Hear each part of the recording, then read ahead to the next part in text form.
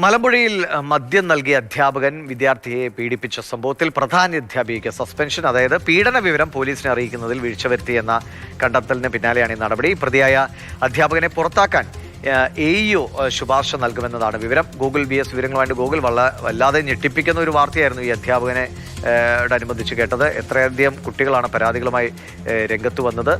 കുട്ടികളുടെയൊക്കെ മൊഴിയെടുത്തു. വല്ലാത്തൊരു ആശങ്കയുണ്ടാക്കിയ കാര്യമാണ്. ഇപ്പോൾ ഈ സംഭവങ്ങളൊക്കെ അറിഞ്ഞിട്ടും ഉചിതമായ സമയത്ത് നടപടികൾ എടുക്കാത്തത് വലിയ വീഴ്ചയാണ്. എന്തൊക്കെയാണ് ഇപ്പോൾ പ്രധാനാധ്യാപികയ്ക്കെതിരെ അടക്കമെടുക്കുന്ന നടപടികൾ? AEOയുടെ ശുപാർശ പ്രകാരമാണ് പ്രധാന അധ്യാപകയ്ക്കെതിരെ നടപടിയെടുക്കുന്നത്. സ്കൂൾ മാനേജർക്കെതിരെ അയോഗ്യനാക്കണമെന്നാവശ്യപ്പെട്ടുകൊണ്ട് AEO DEക്ക് കത്തയക്കുകയും ചെയ്തിട്ടുണ്ട്. ഇതിൽ പ്രധാനപ്പെട്ട വിഷയം എന്ന് പറയുന്നത്, ആദ്യം ഈ 6 കുട്ടികളാണ് ഈ വിഷയത്തിൽ പരാതി വന്നിട്ടുണ്ട്. പക്ഷെ അതിനു മുൻപ് ഏറ്റവും പ്രധാനപ്പെട്ട കാര്യം, മദ്യം നൽകിയ ഒരു വിദ്യാർത്ഥിയെ പീഡിപ്പിച്ച ഒരു സംഭവം ഉണ്ടായി. ഈ സംഭവം സ്കൂൾ അധികൃതർ അറിഞ്ഞിട്ടും ഒരാഴ്ചയോളം പോലീസിൽ പരാതി നൽകിയില്ല എന്നുള്ളതാണ് ഏറ്റവും ഗുരുതരമായ അനാസ്ഥയായി AEO കണ്ടെത്തിയിട്ടുള്ളത്. ഇത്തരത്തിൽ ഈ ഒരു വിഷയം ഉണ്ടായി. അത് കുട്ടി തന്റെ സഹപാഠിയോട് പറഞ്ഞു, സഹപാഠിയുടെ ഒരു പാരന്റിനോട് പറഞ്ഞു. അതിനുശേഷം ഈ പാരന്റ് വഴിയാണ് സ്കൂൾ അധികൃതർ ഈ വിഷയം അറിയുന്നത്. പക്ഷേ അപ്പോഴൊന്നും തന്നെ ഈ അധ്യാപകനെ നിന്ന് രാജി എഴുതി വാങ്ങി ഇയാളെ പറഞ്ഞു വിടുകയല്ലാതെ മറ്റു നടപടികളിലേക്കൊന്നും തന്നെ സ്കൂൾ മാനേജ്മെന്റ് പോയില്ല എന്നുള്ളതാണ് ഗുരുതരമായിട്ടുള്ള ഒരു വീഴ്ചയായി AEO കണ്ടെത്തിയിട്ടുള്ളത്. ഇതിൽ പ്രധാനമായും നടപടിയെടുക്കണമായിരുന്നു.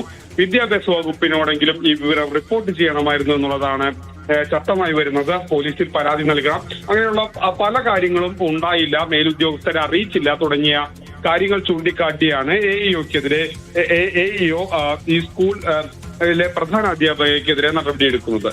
ശരി. ഗൂഗിൾ BS ആണ് വിവരങ്ങൾ നൽകിയത്. മലമ്പുഴയിലാണ് മദ്യം നൽകിയടക്കം അധ്യാപകൻ കുട്ടികളെ പീഡിപ്പിച്ചത്. വളരെ ഞെട്ടിപ്പിക്കുന്ന വാർത്തയാണ് കുറച്ച് ദിവസങ്ങൾക്ക് മുമ്പ് പുറത്തു വന്നത്. അവിടുത്തെ രക്ഷിതാക്കളൊക്കെ വളരെ ആശങ്കാകുലരായി പ്രതികരിക്കുന്നത് നമ്മൾ കണ്ടാണ്. പക്ഷേ ഇങ്ങനത്തെ ചില സൂചനകൾ അധ്യാപന ഭാഗത്ത് നിന്ന് ഇങ്ങനെ തെറ്റായ രീതിയിലുള്ള പെരുമാറ്റമുണ്ട് എന്ന് തിരിച്ചറിഞ്ഞിട്ട് എന്തുകൊണ്ട് നടപടിയെടുത്തില്ല, അത് ഉചിതമായ ആളുകളെ അറിയിച്ചില്ല എന്നത് വലിയ ചോദ്യം തന്നെയാണ്. സ്വാഭാവികമായിട്ടും വിദ്യാഭ്യാസ വകുപ്പിന് ആ നിലയ്ക്കുള്ള നടപടികളിലേക്ക് പോവുകയും വേണം.